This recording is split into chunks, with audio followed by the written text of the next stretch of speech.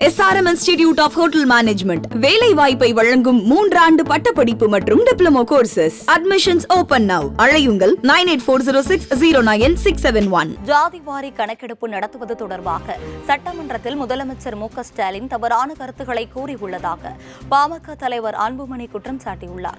விக்கிரவாண்டி இடைத்தேர்தலில் NDA கூட்டணியில் இடம்பெற்றுள்ள பாமக போட்டியிடுகிறது. அக்கட்சியின் சார்பில் போட்டியிடும் அன்புமணியை ஆதரித்து பாமக தலைவர் அன்புமணி தொகுதி உட்பட்ட ராதாபுரம் பகுதியில் தேர்தல் பரப்புரையில் ஈடுபட்டார். அப்போது பொதுமக்களிடையே பேசிய அவர், விக்கிரவாண்டி இடைத்தேர்தல் தமிழக மக்களுக்கு கிடைத்த முக்கியமான தேர்தல் என்றும் பாமகவை வெற்றி பெற செய்தால் சமூக நீதி கிடைக்கும் என கூறினார்.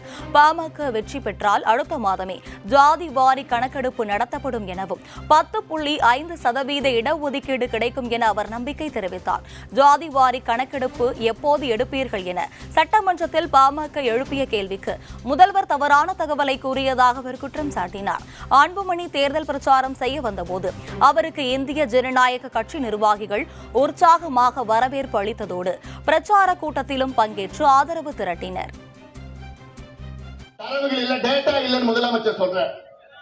ஆனால் இன்றைக்கு அமைச்சர் சிவசங்கர் அவர்கள் என்ன சொல்றாருன்னா, எங்க கிட்ட தரவுகள் இருக்கு, எங்க கிட்ட டேட்டா இருக்கு, எங்க கிட்ட டேட்டா இருக்கு, தரவுகள் இருக்கு. அந்த டேட்டா படி, அந்த தரவுகள் படி வணிகர்களுக்கு 10.5க்கு மேல் இந்த 20 விழுக்காட்டில் 10.5 விழுக்காட்டுக்கு மேல் இடம்பெறுகிறார்கள் என்று அமைச்சர் சட்டமன்றத்தில் சொல்றார். முதலமைச்சர் பொய் சொல்றாரா இல்ல அமைச்சர் பொய் சொல்றாரா? உச்ச நீதிமன்றம் என்ன சொன்னுச்சு? உச்ச நீதிமன்றம் சொன்னது, தரவுகள் சேகரித்து நீங்கள் உள்ஒதுக்கீடு கொடுங்க, நியாயப்படுத்தி கொடுங்க சொல்றாங்க.